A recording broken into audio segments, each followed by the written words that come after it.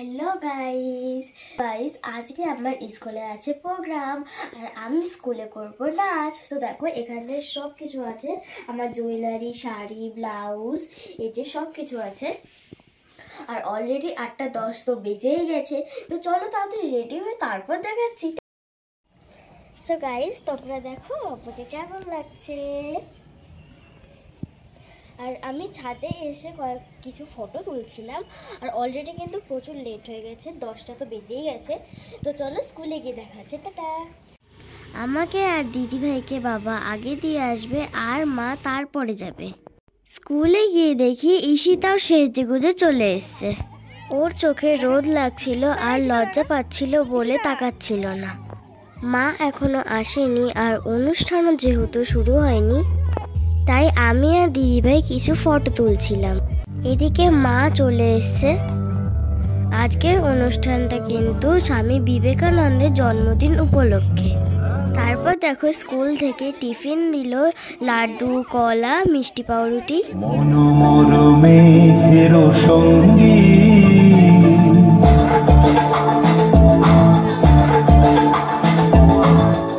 নাচের full video চ্যানেলে upload করা আছে, তোমরা গিয়ে কিন্তু অবশ্যই দেখে এসো। তারপর মার সাথে চললাম ড্রেস চেঞ্জ করতে, কারণ এতক্ষণ শাড়ি পরে থাকা সম্ভব না। মা শাড়ি গোছাচ্ছিল আর আমি বসে বসে লাড্ডু খাচ্ছিলাম। এখানে পুজো হচ্ছিল।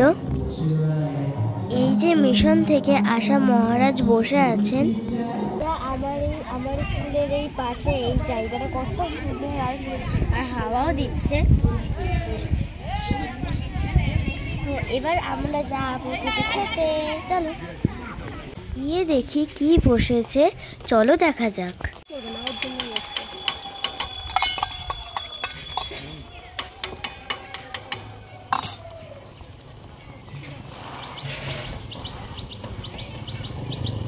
এই যে টেস্টি টেস্টি ডিম টোস্ট যাবে এখন আমার পেটে।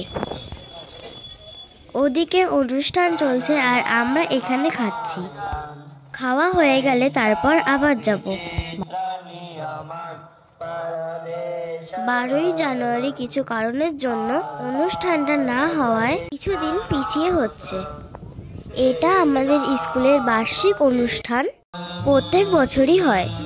মিশন থেকে মহারাজ ও মিশনের ছাত্ররাও আসে।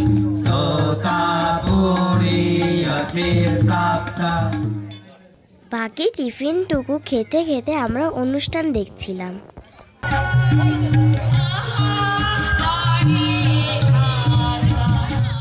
ক্যামেরার সামনে আমরা বান্ধবীরা মিলে একটু ঢং করছিলাম। তারপর ওখানে দাঁড়িয়ে দাঁড়িয়ে কিছু গল্পগুজব করছিলাম। শীতকালে রোদের মধ্যে দাঁড়াতে বেশ ভালোই লাগছিল। কিছুক্ষণ পরে আমরা চলে গেলাম খেতে। খিচুড়ির সাথে ঘ্যাটও ছিল, কিন্তু আমি ঘ্যাট খাই না। মা আর দিদিভাই ওইদিকে খেয়ে নিয়েছিল। খাওয়া দাওয়া করে বাড়ি ফেরার আগে আমি গেছিলাম দোকানে কিছু খাবার কিনতে। খাবারটা কিনে ফাইনালি আমরা বাড়ির পথে রওনা দিলাম, টাটা।